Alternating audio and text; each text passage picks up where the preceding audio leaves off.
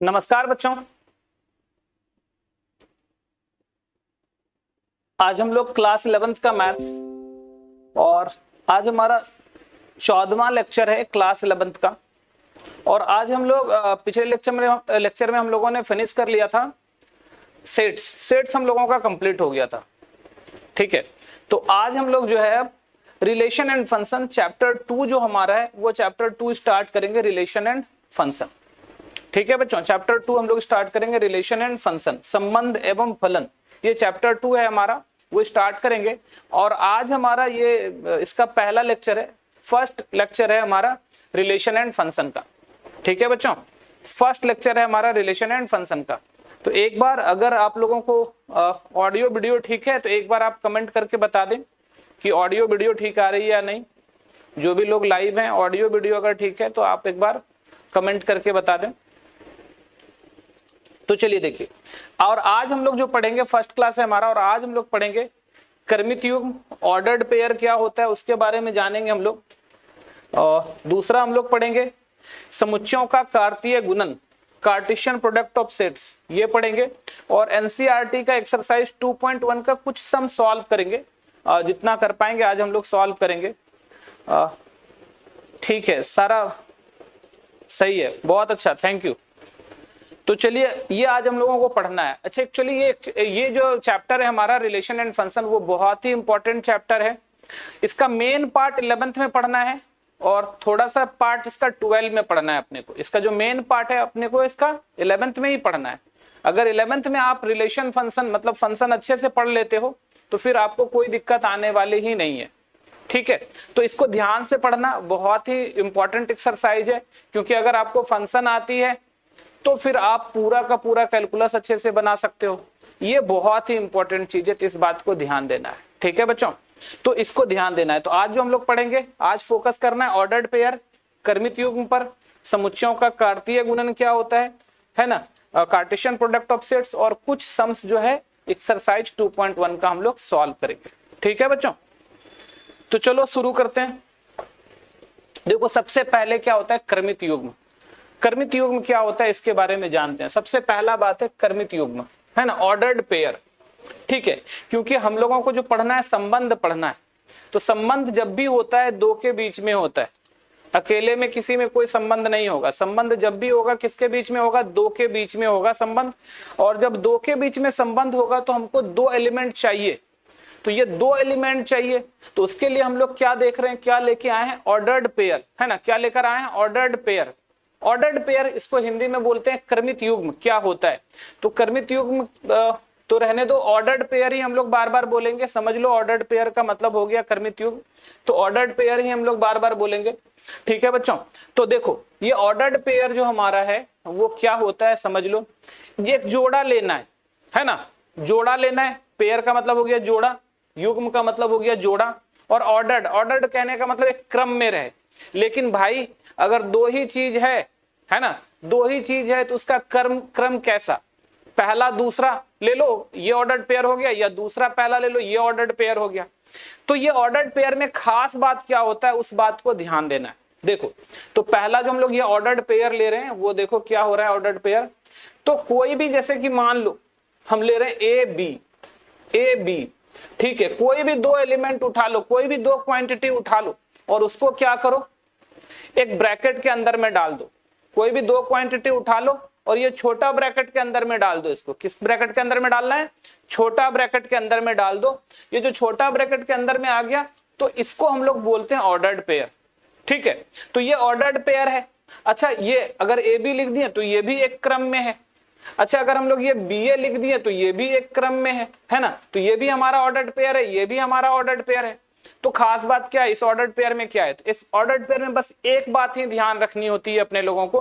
क्या ध्यान रखनी होती है कि ये जो ए है हमारा इस ऑर्डर्ड पेयर में, ये वाला जो ऑर्डर्ड पेयर है इसमें जो ए है हमारा, इसको बोलते हैं फर्स्ट एलिमेंट, है ना, first element of ordered pair, first element of ordered pair. Ordered pair का पहला अवयव, ए क्या है तुम्हारा, पहला अवयव है ऑर्डर्ड पेयर का, और बी क्या है हमारा, ये सेकेंड एलिमेंट है। ये क्या है तुम्हारा, सेकेंड एलिमेंट है, दूसरा अवयव, second element of ordered pair, ordered pair. ये ऑर्डर्ड पेयर का कैसा कौन सा एलिमेंट है? सेकेंड एलिमेंट है ऑर्डर्ड पेयर का। ठीक है बच्चों, ये तुम्हारा फर्स्ट एलिमेंट था और ये कैसा कौन सा एलिमेंट है? सेकेंड एलिमेंट है। ठीक है, तो अब तुम देखो इसमें बस यही ध्यान देना होता है ऑर्डर्ड पेयर में कि मेरा पहला एलिमेंट कौन है और मेरा दूसरा एलिमेंट कौन है। ठीक है, साफ बात है, जो पहले रहेगा वो पहला, जो बाद में रहेगा वो दूसरा। इसमें देखो, इसमें पहला एलिमेंट क्या है? ये बी है तुम्हारा फर्स्ट एलिमेंट और ये ए है तुम्हारा सेकेंड एलिमेंट, है ना। तो तुम बोलोगे सर क्या ये दोनों ऑर्डर्ड पेयर सेम है? नहीं, सेम नहीं है। ऑर्डर्ड पेयर में हमेशा याद रखना, ऑर्डर्ड पेयर में क्रम बहुत, इसका नाम इसीलिए तो ऑर्डर्ड पेयर पड़ा, ऑर्डर इसमें इंपॉर्टेंट रोल बताता है ना। क्रम, जो क्रमित योग में उसमें क्रम होना, क्रम पहला दूसरा या दूसरा पहला, ये होना बहुत जरूरी है। मतलब इसका ही मेन इसमें जो काम होता है, ऑर्डर्ड पेयर इसीलिए नाम ही पड़ा है। तो एक्चुअली सेट अगर हम लोग लिखते थे, अभी पिछले क्लास तक हम लोग सेट पढ़ रहे थे, तो जो हम लोग सेट लिखते थे तो सेट कैसे लिखते थे? जैसे कि मान लो ये ए बी, एक सेट ये ए बी है और एक सेट ये बी ए है, तो ये दो अलग सेट नहीं होता था। सेट में क्या होता था कि इसका ऑर्डर पहले लिखो बाद लिखो कोई फर्क नहीं पड़ता था, ये दोनों ही सेट जो था वो बराबर था। सेट में तो ये दोनों बराबर था, लेकिन जैसा ही, अच्छा ये जो मंझली ब्रैकेट थी ना, करली ब्रैकेट बोलते हैं इसको हम लोग, ये जो करली ब्रैकेट थी ना उसमें तो ये दोनों बराबर था, है ना। लेकिन जैसे ही ये छोटी ब्रैकेट में आई ए बी, है ना, और ये बी ए, तो ये बराबर नहीं रहा। अब ये ऑर्डर्ड पेयर है, बराबर इसलिए नहीं रहा क्योंकि इस वाले ऑर्डर्ड पेयर का जो पहला एलिमेंट है वो ए है और दूसरा एलिमेंट जो है वो क्या है? बी है। इस वाले ऑर्डर्ड पेयर का पहला एलिमेंट बी है और दूसरा एलिमेंट क्या है? ए है, तो इसीलिए ये बराबर नहीं रहा। ठीक है बच्चों, तो ये तुम्हारा ऑर्डर्ड पेयर है। इसका मतलब ऑर्डर्ड पेयर में क्या समझ में आया सबको? ऑर्डर्ड पेयर में ये समझ में आया क्या कि जो हमारा कोई भी एक पेयर होता है, कोई भी एक जोड़ा होता है, उसमें क्या बात का ध्यान रखना है कि पहला एलिमेंट कौन है और दूसरा एलिमेंट कौन है। पहला और दूसरा का ही ध्यान रखना इंपॉर्टेंट बात होता है। ठीक है बच्चों, पहला और दूसरा का ही ध्यान रखना इंपॉर्टेंट बात होता है, यही ऑर्डर्ड पेयर होता है। ठीक है, कोई भी ऑर्डर्ड पेयर ले लो, जैसे एक ऑर्डर्ड पेयर ले लिए 3 4, ये ऑर्डर्ड पेयर है। इसका पहला एलिमेंट कौन है? 3, इसका दूसरा एलिमेंट कौन है? 4, तो ये ऑर्डर्ड पेयर हो गया। कोई भी एलिमेंट ले लिए ए और 2, है ना, तो पहला एलिमेंट ए आ गया, दूसरा एलिमेंट क्या आ गया? इसका 2 आ गया। तो ऑर्डर्ड पेयर क्या होता है? समझ में आ गया? क्रमित युग्म क्या होता है? एक क्रम में लिखा गया है, एक छोटा, ये छोटा वाला ब्रैकेट कोष्टक में हम इसको लिखते हैं। ठीक है बच्चों, तो ये तुम्हारा ऑर्डर्ड पेयर है ना। तो ये ऑर्डर्ड पेयर के बारे में समझ गया होगा। अब चलो इसका डिफिनेशन उफिनेशन अगर लिखने का मन करे तो लिख लो। देखो क्या होता है इसका डिफिनेशन, देखो हम लिख के रखे हैं पहले से। किसी विशेष क्रम में लिखी गई वस्तुओं के युग्म को क्रमित युग्म कहते हैं।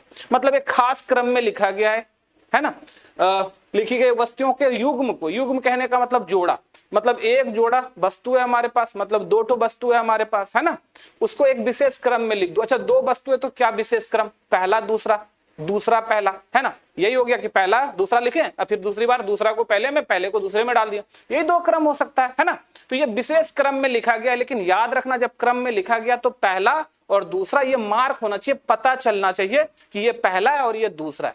अगर ये पता चल रहा है तो हमको पता है कि हाँ ये पहला ये दूसरा है, ये तुमको अगर पता चल रहा है इसका मतलब ये क्रमित युग्म है। ठीक है, वही होता है। एक क्रमित युग्म के 2 सदस्यों को विशेष क्रम में सूचीबद्ध करके अल्प विराम से अलग करके और जोड़ी को कोष्टक में संलग्न करके लिखी जाती है। ठीक है, तो वो सब तो समझ ही गया कि एक छोटा ब्रैकेट में डालना है, कॉमा से अलग करना है ना। तो ये तुम्हारा जो है ऑर्डर्ड पेयर हो गया क्रमित युग्म। कहता है कि अगर क्रमित युग्म ए बी है तो ए को पहला घटक या पहला तत्व या पहला सदस्य या पहला निर्देशांक कहा जाता है। ए जो है ना ए बी, जैसे ये ए बी है तुम्हारा, ये ए जो है हमारा, इसको पहला तत्व बोल दो, पहला घटक बोल दो, पहला सदस्य बोल दो, पहला निर्देशांक बोल दो, जो भी बोलना है बोल दो। ठीक है, बी को क्या बोलते हैं? उसी तरह बी को दूसरा घटक बोल दो, दूसरा तत्व बोल दो, दूसरा सदस्य बोल दो, दूसरा निर्देशांक बोल दो। ये तुम्हारा क्या होता है? बी होता है। ठीक है बच्चों, ये क्या होता है तुम्हारा? बी, है ना। अब क्या देखो यहाँ पर इंग्लिश में उसी को लिख दिए हम लोग। A pair of object written in a particular order is called an ordered pair. An ordered pair is written by listening its 2 members in a particular order. ठीक है। लिस्टनिंग दो को लिस्ट कर देते हैं ना, दो मेंबर को लिस्ट कर देते हैं एक पर्टिकुलर ऑर्डर में, उसी को क्या बोलते हैं, ऑर्डर्ड पेयर बोलते हैं। तो आप लोग अगर लिखना चाहो तो इसका स्क्रीनशॉट ले लो जल्दी से, या लिखना चाहो तो आप वीडियो पॉज करके इसको लिख सकते हो, ठीक है। ये तुम्हारा इसका यही नीचे वही लिखा हुआ है, A B, A first element हो गया, फर्स्ट कोऑर्डिनेट हो गया, B second element, second coordinate हो गया, ठीक है बच्चों। इसको एक बार लिख लो आप लोग, है ना। लिखना चाहो तो लिख लो, और अगर स्क्रीनशॉट लेना चाहो तो स्क्रीनशॉट ले लो एक बार जल्दी से।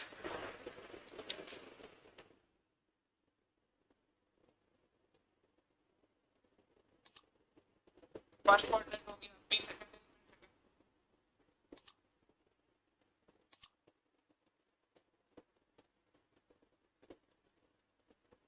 सर हम बाद में देख लेंगे, मेरा नेट सही नहीं चल रहा है। अभिषेक राज, ठीक है कोई बात नहीं है, जिसको जब जब टाइम मिले आप लोग देख लेना, ठीक है। चलो ठीक है, ठीक है बच्चों।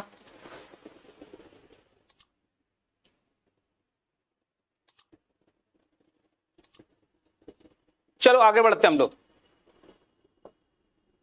देखो एक क्वेश्चन है हमारे पास, क्वेश्चन क्या है, निम्नलिखित में से कौन से कर्मित युग्म है, निम्नलिखित में से कौन सा कर्मित युग्म है, अपने को बताना है कि कौन सा कर्मित युग्म है इसमें से, ठीक है। इसमें से कौन सा कर्मित युग्म है, तो बहुत साधारण सा साफ साफ बात है कि देखो कौन सा कर्मित युग्म है। यहां पर कह रहा है पहला पी क्यू, पी का अवयव है, क्यू का अवयव है। दूसरा बोल रहा है हमारा, देखो यहां पर पी क्यू, यहां देखो बड़ी ब्रैकेट है, पी का अवयव है, क्यू का अवयव है। तीसरा मंझली ब्रैकेट है, पी का अवयव है, क्यू का अवयव है, ठीक है। तो इसमें साफ साफ पता चल रहा है हमारा, क्या साफ साफ पता चल रहा है कि ये तो सेट हो गया, नहीं कर्मित युग्म कैसा लिखा जाता है, कर्मित युग्म ये छोटा ब्रैकेट में, तो साफ दिख रहा है पी क्यू। तो इसमें से कौन सा कर्मित युग्म है हमारा, हमारा ऑप्शन ए क्या है, कर्मित युग्म है, ठीक है। क्योंकि छोटा ब्रैकेट में हम लोग दो एलिमेंट को एक ऑर्डर में लिख दिए, तो ये तुम्हारा कर्मित युग्म हो गया, ठीक है बच्चों। आगे समझ में, चलो आगे बढ़ते हैं हम लोग। देखो आगे बोलते हैं क्या, दो कर्मित युग्मों की समानता, है ना, equality of two ordered pairs. दो ऑर्डर्ड पेयर का इक्वलिटी क्या होता है इस बात को समझो, दो ऑर्डर्ड पेयर का इक्वलिटी क्या होता है इस बात को समझो। दो ऑर्डर्ड पेयर को हम लोग कब बोलेंगे, बराबर है। दो ऑर्डर्ड पेयर को कब बोलेंगे, बराबर है, ठीक है। ध्यान देना, दो ऑर्डर्ड पेयर, मान लो हमारे पास एक ऑर्डर्ड पेयर है x1 y1, या ऐसा कर लेते हैं ना, मान लेते हैं कि हमारे पास जो ऑर्डर्ड पेयर है, हमारे पास जो ऑर्डर्ड पेयर है वो है xy, और एक ऑर्डर्ड पेयर है AB।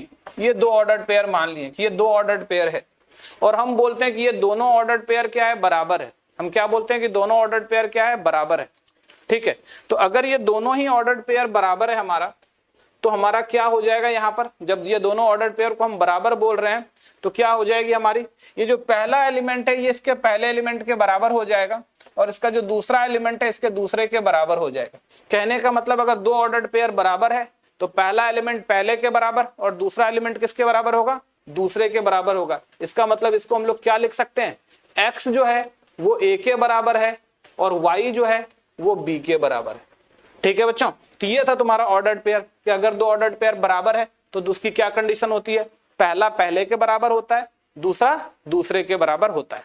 अब देखो आगे, जैसे कि मान लो तुम्हारे पास यहां दिया हुआ है xy और बोल रहा है बराबर है 1 3, तो साफ बात है एक ऑर्डर्ड पेयर ये है, एक ऑर्डर्ड पेयर ये है, और दोनों बराबर है। अगर दोनों बराबर है तो ये x जो है वो किसके बराबर हो जाएगा, a के बराबर, और y जो है वो किसके बराबर हो जाएगा, 3 के बराबर हो जाएगा। इसका मतलब x की वैल्यू जो है वो 1 आ जाएगी और y की वैल्यू जो है वो 3 आ जाएगी, ठीक है बच्चों। तो ये है हमारा ऑर्डर्ड पेयर का बराबर, है ना, इक्वलिटी ऑफ ऑर्डर्ड पेयर, दो कर्मित युग्म की समानता। समानता कहने का मतलब दो कर्मित युग्म समान कब होगा, जब पहला ऑर्डर्ड पेयर पहले के बराबर और दूसरा ऑर्डर्ड पेयर, पहला एलिमेंट ऑर्डर्ड पेयर का पहले के बराबर और दूसरा एलिमेंट ऑर्डर्ड पेयर का दूसरे के बराबर होगा। तो इसको हम लोग क्या बोलेंगे कि ये बराबर है हमारा। तो इस तरह से हम लोग का क्वेश्चन दिया जाता है, इसको सॉल्व भी करते हैं पहले। लेकिन थोड़ा सा इसके बारे में पहले और लिख लो तुम लोग, क्या कि दो कर्मित युग्मों की समानता, equality of two ordered pair क्या होता है। दो कर्मित युग्म है हमारा x1 y1 और x2 y2, इस दोनों को समान बोलेंगे कि ये दोनों बराबर है। कब इस दोनों को बराबर बोलेंगे, है ना, इस दोनों को समान कहा जाता है। कब समान कहा जाता है, जब पहला एलिमेंट देखो, इसका x1 पहला है, इसका पहला x2 है, तो x1 बराबर x2 हो जाए, और दूसरा इसका दूसरा y1 है और इसका दूसरा y2 है, और y1 बराबर अगर y2 हो जाए तो हम लोग क्या बोलेंगे कि ये दोनों ऑर्डर्ड पेयर क्या है हमारा, बराबर है। ये दोनों ऑर्डर्ड पेयर क्या है हमारा, बराबर है। ठीक है बच्चों, ठीक है, वही हो गया। और उसी को अगर दूसरे भाषा में दूसरे शब्दों में लिखो तो क्या होता है, यदि क्रमित युग्म x1 y1 और x2 y2 बराबर है, यदि क्रमित युग्म x1 x2 और x1 y1 और x2 y2 बराबर है, तो अगर ये बराबर है तो क्या होगा, जरूर इसका पहला पहले के बराबर होगा और दूसरा दूसरे के बराबर होगा। ऐसे लिखते हैं हम लोग, है ना, ऐसे क्या करते हैं, लिखते हैं इस तरह से हम लोग कि अगर ये दोनों बराबर है, ये दोनों बराबर है, तो बीच में बराबर का साइन लगा दिए, बीच में क्या हो गया, बराबर का साइन लगा दिए। ठीक है, तो ये बराबर का साइन लगा दिया, मतलब ये दोनों ऑर्डर्ड पेयर हमारा क्या हो गया, बराबर हो गया। ठीक है, बराबर का साइन लगा दिए तो ये दोनों ऑर्डर्ड पेयर क्या हो गया हमारा, बराबर हो गया। ठीक है बच्चों, उसी को इंग्लिश में नीचे लिखे हैं, two ordered pairs x1 y1 and x1 y1 and x2 y2 are said to be equal if and only if x1 equals to x2, x1 x2 के बराबर हो और y1 y2 के बराबर हो, तो बोल देंगे कि दोनों ऑर्डर्ड पेयर बराबर है। जो पीछे हम लोगों ने इस पर डिस्कस कर लिया है, जिक्र कर लिया है। तो आप लोग इसको लिखना चाहो तो लिख लो,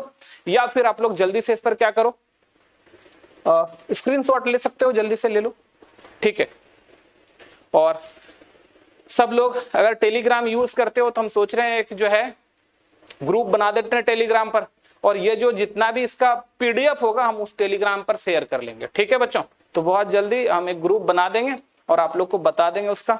आप लोग कमेंट करके बताना, आप लोग भी टेलीग्राम पर हो गए तो इसका जो ये पीडीएफ लिख रहे हैं ये हम आपको प्रोवाइड करा देंगे टेलीग्राम पर। ठीक है बच्चों, ठीक है, तो वो देखते हैं धीरे धीरे, कुछ लगेगा कुछ क्लास, उसके बाद सब चीज जो है एक जो है एक रास्ता वे में हो जाएगा एकदम, कि अच्छा एकदम अच्छे तरीके से कर देंगे, एक वे में आ जाएगा, फिर आप लोग सब चीज आराम से कर सकते हो। ठीक है, तो चलो ये हो गया, चलते अब हम लोग आगे, चलते हम लोग आगे। देखो एक क्वेश्चन है हमारे पास, क्या क्वेश्चन है कि यदि x1 x plus 1 y minus 1 बराबर 3 है तो x और y का मान ज्ञात कीजिए। आप लोग कोई निकाल सकते हो इसका वैल्यू, तो जल्दी से निकाल के आंसर बताओ क्या होगा कमेंट में।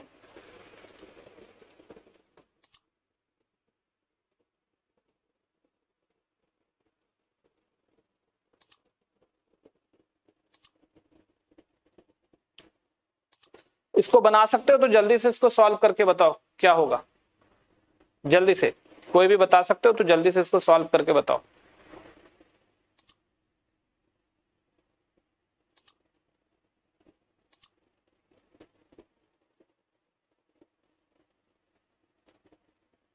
चलो ठीक है, हम ही सॉल्व कर देते हैं इसको।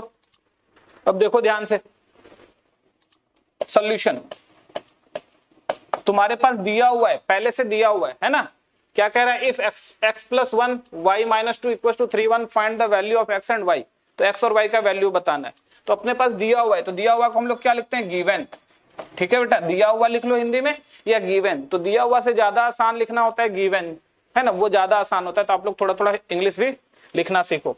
गिवन क्या दिया हुआ है तुम्हारे पास, x प्लस 1 जो है, x प्लस 1 जो है ये y माइनस 2 के बराबर है, x प्लस 1 और y माइनस 2 ये जो बराबर है 3 के बराबर है।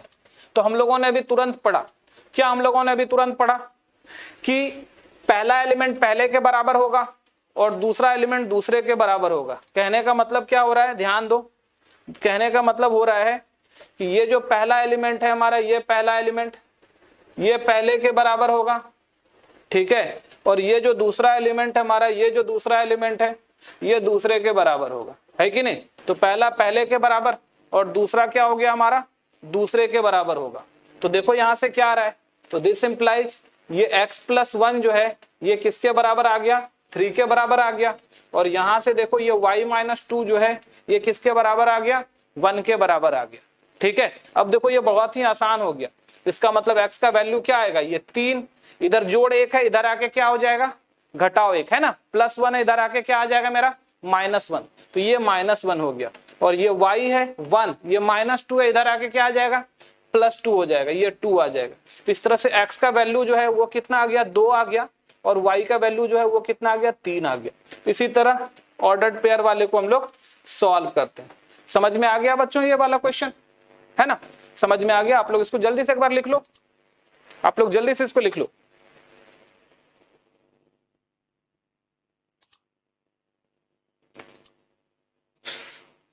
जल्दी से इसको लिख लो एक बार। चलो हम लोग अब आगे बढ़ते हैं। देखो आगे, ये एनसीईआरटी का एक्सरसाइज 2.1 है और उसका क्वेश्चन नंबर 1 है। एनसीईआरटी एक्सरसाइज 2.1 है और उसका क्वेश्चन नंबर 1 है और यही इक्वलिटी ऑफ मैट्रिक्स पर है। ये तो अभी हम लोगों ने इसी तरह का सॉल्व किया। जल्दी से इसको सॉल्व करते हैं। देखो क्या होता है हमारा सॉल्यूशन। हमारे पास क्या गिवन है, इसको सॉल्यूशन हिंदी में लिखना चाहो हल लिख लो, है ना, लेकिन हल से ज्यादा अच्छा सॉल्यूशन। SOL ऊपर n लगा देते हैं तो सॉल्यूशन का शॉर्ट फॉर्म होता है। इस तरह से ये सॉल्यूशन लिखना सीख लो धीरे धीरे, ठीक है। तो अभी सॉल्यूशन क्या हमारे पास दिया हुआ है गिवन, देखो हमारे पास दिया हुआ है x/3 + 1 और y - 2/3। ये किसके बराबर है, ये बराबर है 5/3 और 1/3 के बराबर है। 5/3 और 1/3 के बराबर है, ठीक है बच्चों। ये 5/3 और 1/3 के बराबर है। तो इसका मतलब इसका पहला एलिमेंट इसके पहले के बराबर होगा। तो जब इसका पहला एलिमेंट इसके पहले के बराबर होगा तो इसका पहला एलिमेंट है x/3 + 1 और ये किसके बराबर है 5/3 के बराबर है। ये किसके बराबर है 5/3 के बराबर है, ठीक है। ये पहला पहले के बराबर हो गया। दूसरा दूसरे के बराबर होगा तो यहाँ दूसरा है y - 2/3 और ये किसके बराबर है 1/3 के बराबर, ठीक है बच्चों। पहला को पहले के बराबर कर दिया, दूसरे को दूसरे के बराबर कर दिया, है ना। पहला को पहले के बराबर और दूसरे को दूसरे के बराबर कर दिया। तो अब देखो यहाँ से क्या आ रहा है, ये +1 है, उधर जाके -1 हो जाएगा। तो यहाँ से देख लो, यहाँ से देख लो, ये है हमारा x/3 और ये आ गया तुम्हारा 5/3 - 1 और ये y बराबर क्या हो जाएगा 1/3 और प्लस -2/3 है, उधर जाके क्या हो जाएगा +2/3 हो जाएगा। तो ये 2/3 हो गया तुम्हारा, ठीक है। अब देखो इसको थोड़ा सा ऊपर लेके चलते हैं, इसको थोड़ा देखो, अभी यहाँ पर थोड़ा सा ऊपर लेके चलते हैं। देखो तो क्या आ रहा है यहाँ पर x/3 जो है हमारा, एलसीएम ले लो 3 और ये 5 - 3 हो गया और y बराबर यहाँ एलसीएम ले लो 3 1 + 2 हो गया। तो इस तरह से ये 3 तो कैंसिल हो गया। तो यहाँ x = 5 - 3 2 बच गया और y = देखो 3/3 कट के कितना हो रहा है 1। तो फाइनली जो हमारा आंसर आ रहा है x का वैल्यू 2 और y का वैल्यू 1, ये हमारा आंसर है ना। तो एनसीईआरटी में बहुत ही बेसिक क्वेश्चन दिया हुआ रहता है, छोटा छोटा, लेकिन इसको बनाते जाना है, इससे फिर हम आगे बहुत आसानी से और सम जो बड़ा बड़ा सम भी है उसको हम लोग सॉल्व कर पाएंगे, ठीक है बच्चों। तो इसको आप लोग लिख लो जल्दी से एक बार, इसको एक बार जल्दी से लिख लो आप, इसको एक बार आप लोग जल्दी से लिख लो।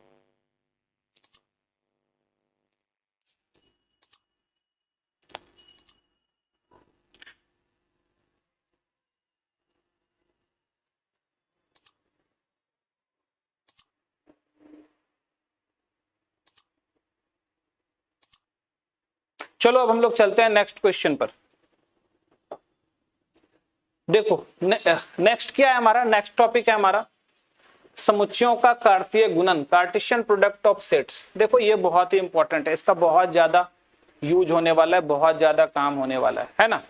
क्या होता है देखो कार्टेशियन प्रोडक्ट ऑफ सेट्स, मान लो हमारे पास एक सेट ए है 1 2 3, मान लो एक सेट ए है 1 2 3 और एक सेट मान लो बी है और मान लो एक सेट हमारा बी है ए बी सी, है ना। तो ये जो कार्टेशियन प्रोडक्ट ऑफ सेट्स होता है इसको हम लोग कार्तीय गुणन बोलते हैं। ये बी है हमारा, ये कार्तीय गुणन बोलते हैं। ये क्या होता है, इसको हम लोग जो लिखते हैं कार्टेशियन प्रोडक्ट, जैसे कि ना ए बी, तो तुम ना इसको A क्रॉस B लिख सकते हो, A क्रॉस B, ये हो गया Cartesian product of A and B, A और B का कार्तीय गुणन। A और B का कार्तीय गुणन कहने का मतलब होता है कि पहला वाला जो सेट है वो A है और दूसरा वाला जो सेट है वो B है ना। ये A और B का कार्तीय गुणन है। अगर B और A का कार्तीय गुणन बोलते हैं तो पहला वाला सेट B हो जाता और दूसरा वाला सेट क्या हो जाता, A हो जाता। तो अब ध्यान दो, तो ये है तुम्हारा 1 2 3 और इसको क्रॉस, है ना, जो हम लोग इसको क्रॉस कार्टेशियन प्रोडक्ट को यहाँ क्रॉस डालते हैं, आप पढ़ते क्रॉस है ना, ए क्रॉस बी पढ़ सकते हैं इसको, ठीक है। और यहाँ पर है तुम्हारा ए बी सी।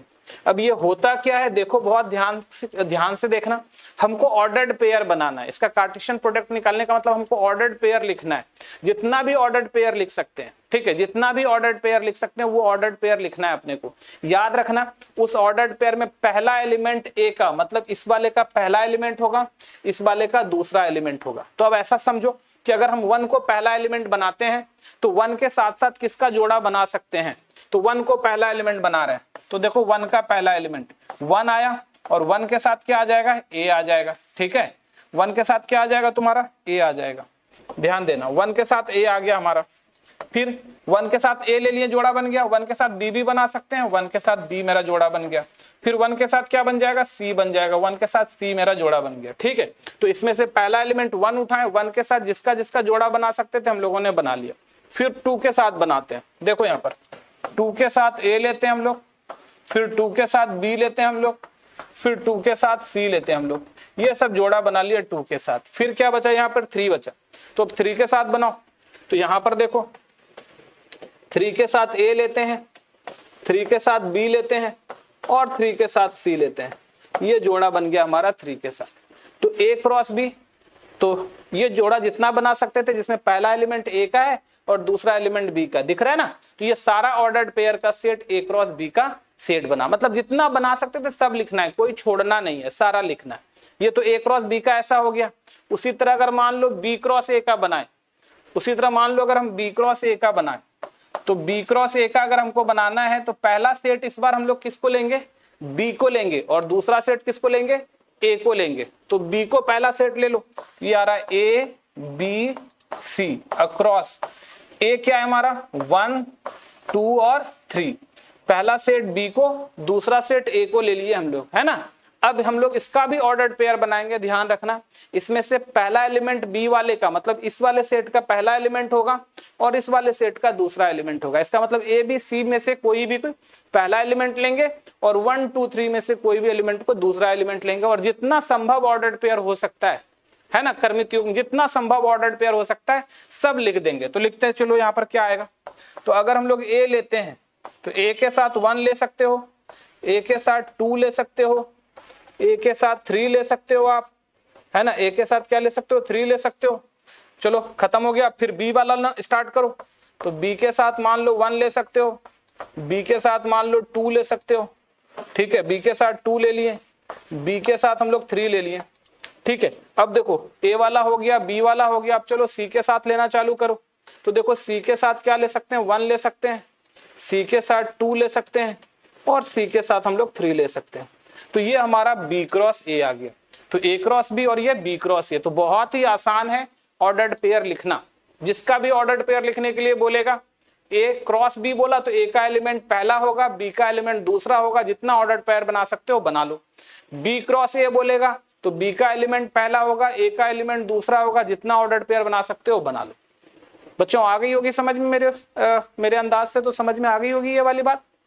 तो ये था तुम्हारा ऑर्डर्ड पेयर हम लोग कैसे बनाते हैं, ठीक है। चलो अगर इसके बारे में कुछ लिखना हो तो देखो हम पहले से लिख के रखे हैं तुम लोगों का टाइम बचाने के लिए, कि दो समुच्चय ए और बी का जो कार्तीय गुणन होता है, गुणनफल उन सभी क्रमित युग्मों का समुच्चय है जिसका पहला अवयव निर्देशांक ए का एक अवयव है और दूसरा निर्देशांक बी का एक अवयव है। इस समुच्चय को ए क्रॉस बी द्वारा दर्शाया जाता है और इसे ए क्रॉस बी के रूप में या ए और बी का गुणन पढ़ा जाता है, ठीक है। यही हो गया इसका, ये सब इसका कहानी था, ठीक है। मतलब कार्टेशियन प्रोडक्ट क्या होता है तुम्हारा, दो, एक ए और बी, दो का कार्टेशियन प्रोडक्ट क्या होता है, उसमें अगर ए क्रॉस बी लिखते हैं और ए का पहला एलिमेंट जो होता है वो ए का होता है और दूसरा एलिमेंट जो होता है वो बी का होता है, ठीक है। एक बात हो गई। अच्छा इसमें ये वाली इंपॉर्टेंट बात है, नोट। ये देखो नोट क्या कह रहा है, कह रहा है, ध्यान देना, इस नोट के बारे में थोड़ा सा समझ लो, ये ध्यान देना, ये ध्यान देने वाली बात है। क्या होता है कि ए अगर फाई नहीं है, मतलब ए रिक्त समुच्चय नहीं है, ए नॉट इक्वल टू फाई, मतलब ए रिक्त समुच्चय नहीं है। रिक्त समुच्चय नहीं है मतलब ए में कम से कम एक भी अवयव है। ए रिक्त समुच्चय नहीं है इसका मतलब क्या हुआ, ए में कम से कम एक भी अवयव है। और बी भी रिक्त समुच्चय नहीं है तो बी में भी कम से कम एक भी अवयव है, तब ए क्रॉस बी भी रिक्त समुच्चय नहीं होगा, तब ए क्रॉस बी में भी कम से कम एक अवयव तो जरूर होगा, यही बोल रहा है। और अगर कह रहा है कि ए क्रॉस बी में एक अवयव भी कम से कम है, रिक्त समुच्चय नहीं है, तो ए और बी भी रिक्त समुच्चय नहीं होगा।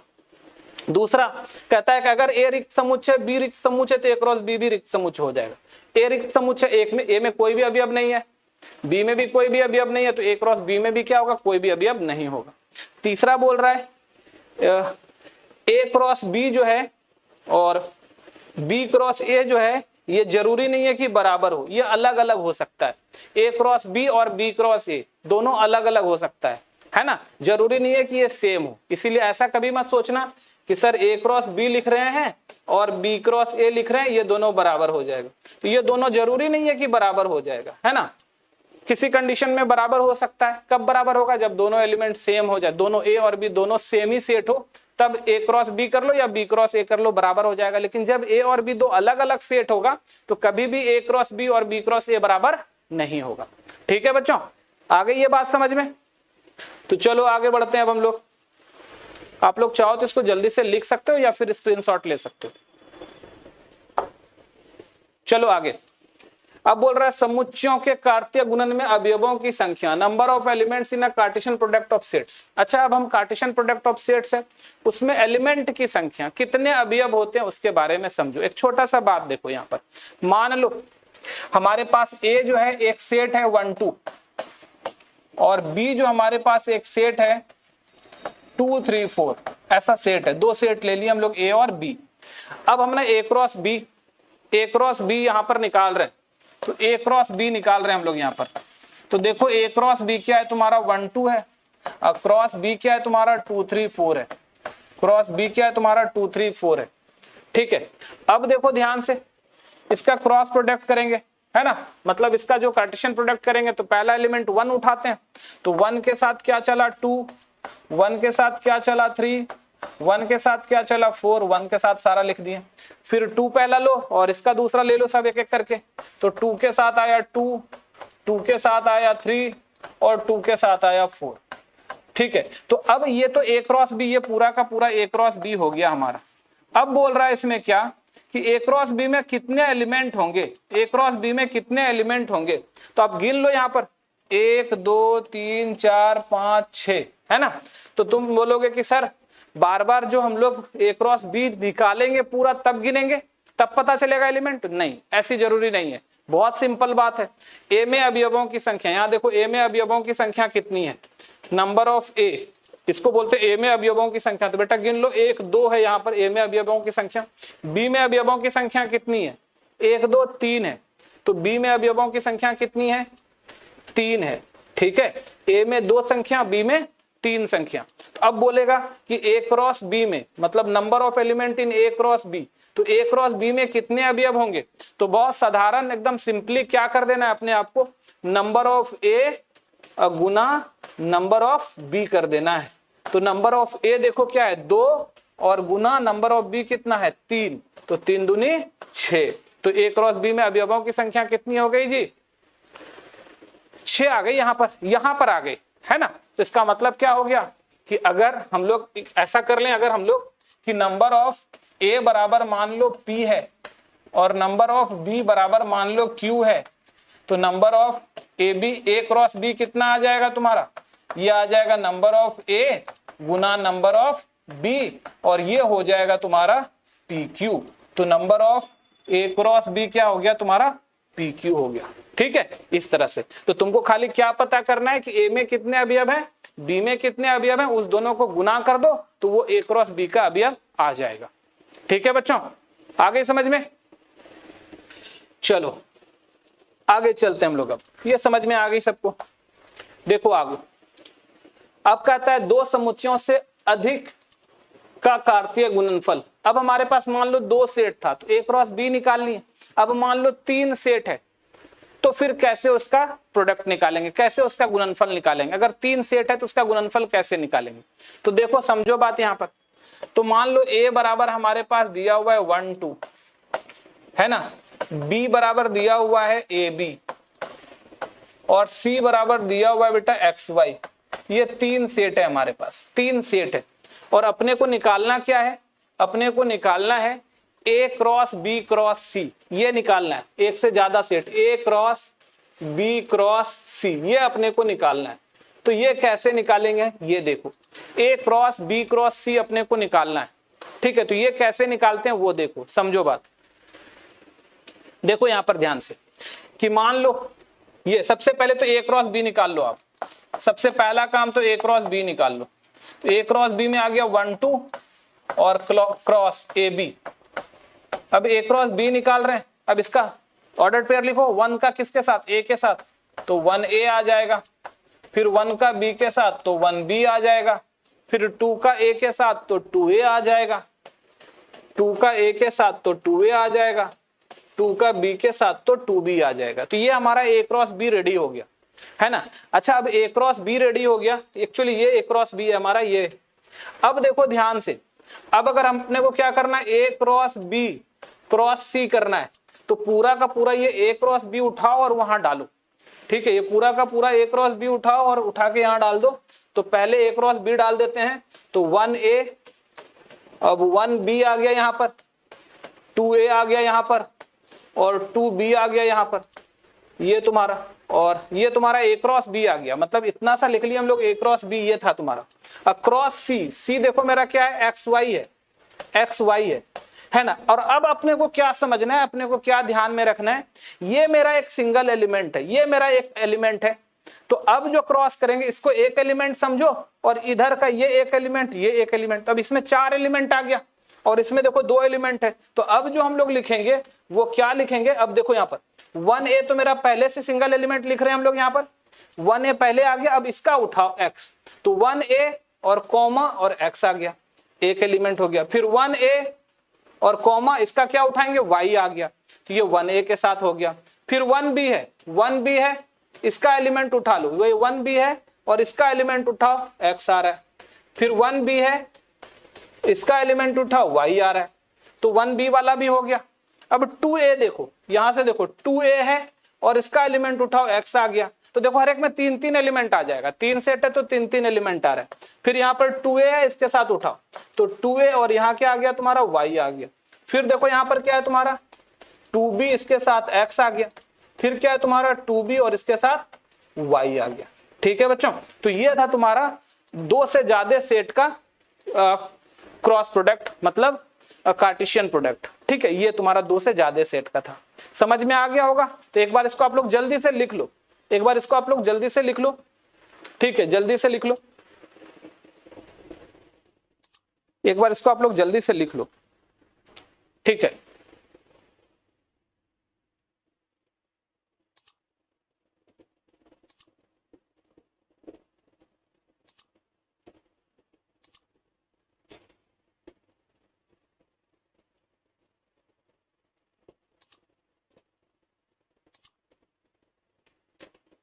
चलो अब आगे बढ़ते हैं। देखो, 2 समुच्चयों के कार्तीय गुणन को तीर आरेख द्वारा निरूपित करना, ठीक है। Representing of Cartesian product, representing of Cartesian product of 2 sets by arrow diagram. क्या होता है कि एरो डायग्राम से अपने को क्या करना है, रिप्रेजेंट करना है, एरो डायग्राम से अपने को रिप्रेजेंट करना है, ठीक है। ए क्रॉस बी को, कार्टेशियन प्रोडक्ट जो होता है सेट का, उसको एरो डायग्राम से रिप्रेजेंट करना है। तो कैसा होता है एरो डायग्राम, वो देखो। मान लो हमारे पास एक सेट है ए 1 2 3, ठीक है, और हमारा सेट है बी ए बी सी, ऐसा है। अब एरो डायग्राम से कैसे होता है, अपने को ए क्रॉस बी निकालना है, अपने को ए क्रॉस बी निकालना है। तो ए क्रॉस बी क्या आ जाएगा तुम्हारा, देखो ध्यान से, एक सेट ऐसा ले लो, ये मान लो ए है, एक सेट ऐसा मान लो ये है तुम्हारा बी है, ठीक है। एरो डायग्राम से देखो कैसे बनाते हैं। इसमें ले रहे हैं हम लोग 1 2 और 3, और इसमें क्या होता है तुम्हारा ए बी और सी। और बहुत सिंपल बात है, 1 का जोड़ा बनाओ, 1 का किसके साथ बन सकता है, ए के साथ, बन गया एक जोड़ा, लिख लो इधर 1a, एक जोड़ा बन गया, ठीक है। ए क्रॉस बी लिख रहे हैं हम लोग। फिर 1 का किसके साथ बना, बी के साथ बना, तो ये हो गया तुम्हारा 1b। फिर 1 का किसके साथ बना, सी के साथ बना, ये हो गया 1c, ठीक है। फिर देखो 2 का किसके साथ बना, ए के साथ बना, तो हो गया 2a, ठीक है। फिर 2 का किसके साथ बना, b के साथ बना, तो ये हो गया 2b। फिर 2 का किसके साथ बना, c के साथ बना, तो ये हो गया 2c। फिर देखो 3 का a के साथ बनाओ तो ये क्या हो गया 3a। फिर 3 का किसके साथ बना सकते हैं, b के साथ, तो ये आ गया 3b। और फिर देखो क्या हो सकता है, 3 का c के साथ बना सकते हैं, तो ये आ गया 3c। तो ये हो गया तुम्हारा एरो डायग्राम। इसी को क्या बोलते हैं, एरो डायग्राम बोलते हैं। ठीक है, इसको क्या बोलते हैं, एरो डायग्राम बोलते हैं। समुच्चयों के कार्तीय गुणन का तीर आरेख। ठीक है, ये तीर आरेख है, एरो डायग्राम बोलते हैं। इस तरह से हम लोग a क्रॉस b भी निकाल सकते हैं। ठीक है बच्चों, आ गई समझ में? तो आप लोग इसको जल्दी से एक बार लिख लो।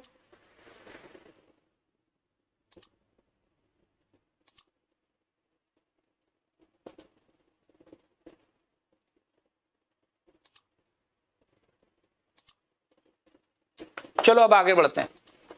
अब यहां क्या बोलता है, graphical representation of Cartesian product of two sets. दो सेट्स का ग्राफिकल रिप्रेजेंटेशन है ना। ग्राफिकल रिप्रेजेंटेशन कहने का मतलब आलेखीय निरूपण कैसे होता है दो समुच्चय के कार्तीय गुणन का। ठीक है, तो ये भी बहुत ही आसान है, ये भी बहुत ही आसान है। देखो क्या है तुम्हारा, जैसे कि मान लो a बराबर ले लेते हैं हम लोग 1 2 3 और b बराबर हम लोग ले लेते हैं ABC। ठीक है, तो देखो a क्रॉस b कैसे लिखा जा सकता है इसका। तो सबसे पहले हम लोग इसमें दो अक्ष लेते हैं, x एक्सिस और y एक्सिस, है ना, x एक्सिस और y एक्सिस, ऐसा लेते हैं, x एक्सिस और y एक्सिस। ठीक है, ऐसा लेते हैं और इधर a वाले को x एक्सिस पर रखते हैं, ये x एक्सिस है ना, तो ये a वाले को x एक्सिस पर रखते हैं। तो a क्या है हमारा 1 2 और 3। ठीक है, a क्या है हमारा 1 2 और 3 और y एक्सिस पे b वाले को रखते हैं, तो ये है तुम्हारा a, ये है तुम्हारा b, ये है तुम्हारा c। ऐसा हो गया। अब क्या करना है, यहां से लाइन खींचना है, ये लाइन ऐसा, ये लाइन ऐसा, ये लाइन ऐसा, ऐसे लाइन खींचना है, यहां से ये खींचना है, ये ऐसा लाइन, यहां से ये लाइन और यहां से ये लाइन खींचना है। तो अब देखो ध्यान से, ये वाला जो हमारा, ये वाला जो पॉइंट है हमारा, ये वाला हो गया पहला, x है क्या 1a। ठीक है, ये वाला क्या है तुम्हारा 1b, ये वाला क्या है तुम्हारा 1c। ठीक है, ये वाला है ना, इधर x वाले को पहले लेना है, y वाले को बाद में, 1c। उसी तरह ये वाला क्या हो गया तुम्हारा 1b, सॉरी गलती होगी थोड़ी सी, इसको ठीक करो। ये देखो यहाँ पर ये है तुम्हारा 2a, ये वाला जो है तुम्हारा, ये है तुम्हारा 2a और ये वाला है 3a, ये वाला क्या है तुम्हारा 3a है। ठीक है, उसी तरह ये वाला 1b है, इसी तरह ये वाला 2b है और इसी तरह ये वाला 2c है ना, और इसी तरह ये वाला 1c है और इसी तरह ये वाला 2c है और इसी तरह ये वाला, ये b होगा ना भाई, ये वाला ये 2b है और ये क्या है तुम्हारा 3c है। तो इस तरह से हम लोगों ने सारा लिख दिया। ठीक है, इसी तरह से हम लोगों ने सारा लिख दिया। देखो यहाँ पर ये वाला, इसमें देखो 1 और इधर से a, इसमें देखो ये 2 और इधर से a, इसमें देखो ये 3 और इधर से a, ऐसा आ गया। इसमें देख लो, इधर से 1 इधर से b, तो ये 1b हो गया, इधर से 2 और इधर से b, तो ये 2b हो गया, इधर से 3 और इधर से b, तो इधर से 3 और इधर से b, तो ये वाला 3 हो जाएगा, ये 3b है हमारा, ये 3b हो गया। ठीक है, उसी तरह यहां से इधर से 1 इधर से c, तो 1c हो गया, इधर से 2 इधर से c, तो ये 2c हो गया, इधर से 3 और इधर से c, तो ये 3c हो गया। ठीक है बच्चों, इसको एक बार अब तुम लोग अच्छे से समझ लेना और इसको लिख लेना। ठीक है, तो ये जो तुम्हारा है, तो अब इसमें से पूरा चाहो तो यहाँ पर लिख सकते हो a क्रॉस b में। तो क्या a क्रॉस b में आ गया तुम्हारा 1a और इधर से देखो 1a 1b 1c, 1a 1b 1c। फिर यहां से देखो 2a 2b 2c, 2a 2b 2c। फिर यहां पर देखो क्या है तुम्हारा 3a 3b और 3c। तो ये हमारा a क्रॉस b निकल गया। तो ये जो विधि है, ये जो मेथड है, इस मेथड को हम लोग बोलते हैं ग्राफिकल मेथड। इस मेथड को क्या बोलते हैं, ग्राफिकल मेथड बोलते हैं। इससे पहले वाला जो था तुम्हारा, ये वाला जो था हमारा, ये क्या था हमारा एरो डायग्राम था। कैसा डायग्राम था, एरो डायग्राम था। ठीक है, तीर आलेख, समझा? तो ये होता है हमारा, ठीक है बच्चों। तो ये हमारा हो गया दो समुच्चयों के कार्तीय गुणन का आलेखीय निरूपण। ठीक है, तो इसको भी जल्दी से आप लोग लिख लो, चाहो तो जल्दी से लिख लो इसको भी।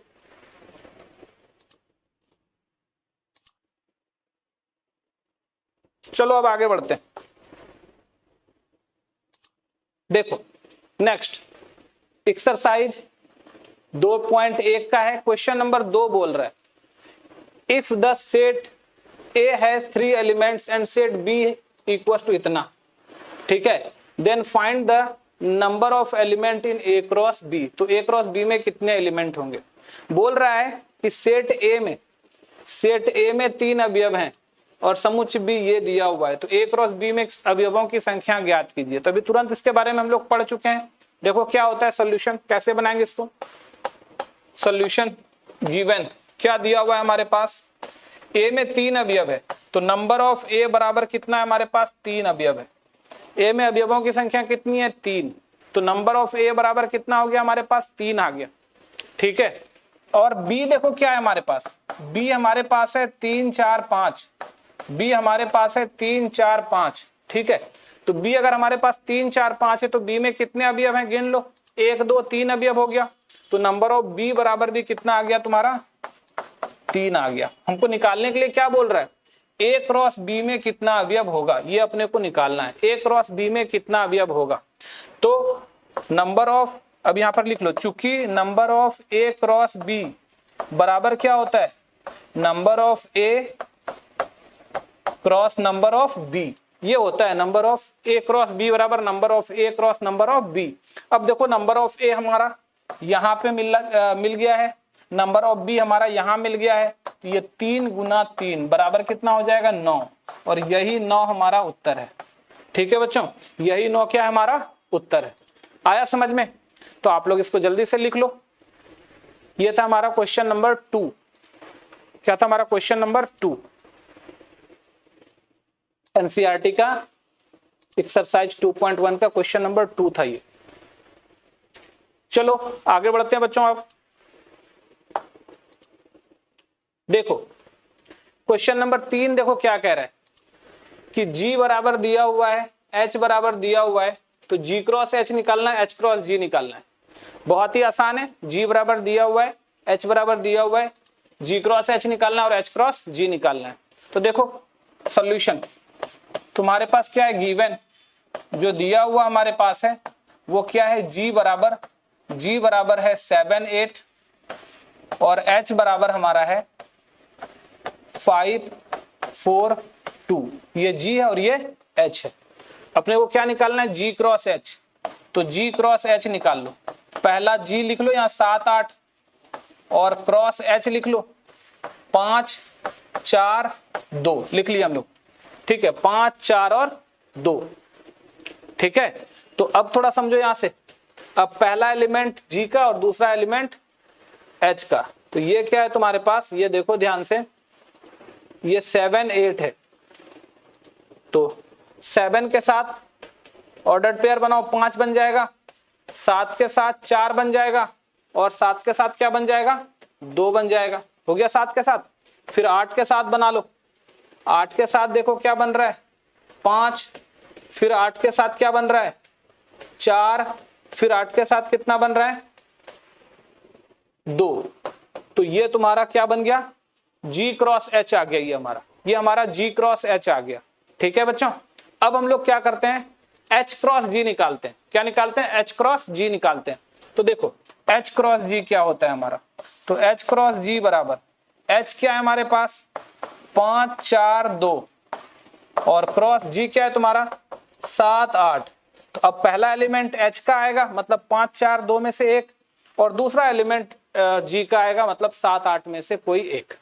ठीक है, तो चलो देखो यहां से क्या आ गया, अब तुम्हारा 5 के साथ ऑर्डर पेयर बन जाएगा 5 7, 5 के साथ ऑर्डर पेयर बन जाएगा 5 8, फिर 4 के साथ 4 7, फिर 4 के साथ 4 8 और फिर 2 के साथ बना लो।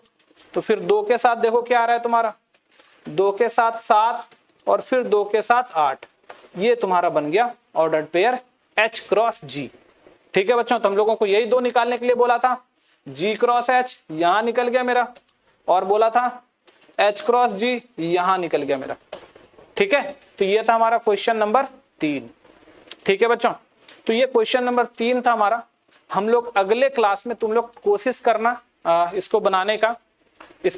आगे जो क्वेश्चन है तुम्हारा, देखो क्वेश्चन 4 है तुम्हारा, उसी तरह का सारा क्वेश्चन है, 4, 5, 6 जो भी है तुम्हारा, ये अगले क्लास में हम लोग जो है ना इसको, ठीक है, अगले क्लास में जो हम लोग इसको कंप्लीट करेंगे। ठीक है बच्चों, तो आज के लिए इतना ही रखते हैं हम लोग, अगले क्लास में जो है हमारा ये कंप्लीट होगा। तो 10 क्वेश्चन है हमारा, इसमें से हम लोग आज 3 तक बनाए हैं। नेक्स्ट क्लास में हम लोग क्या करेंगे, इसका जो है सारा का सारा बना देंगे। ठीक है बच्चों, नेक्स्ट क्लास में हम लोग क्या करेंगे, इसका सारा का सारा बना देंगे। आज हम लोगों ने कहां तक बनाया, 3 नंबर क्वेश्चन तक बनाया। नेक्स्ट क्लास में इसको हम लोग कंप्लीट करेंगे, फिनिश करेंगे, ये 2.1 अगले क्लास में खत्म हो जाए। ठीक है बच्चों, तो इसी तरह आप लोग रेगुलर क्लास करते रहो, और जो भी दिक्कत हो आप हमको मैसेज कर सकते हो। जो भी सब में प्रॉब्लम हो, आप बनाने में अगर कोई प्रॉब्लम होता है तो हमको व्हाट्सएप करो। मेरा व्हाट्सएप नंबर है 82 138 850।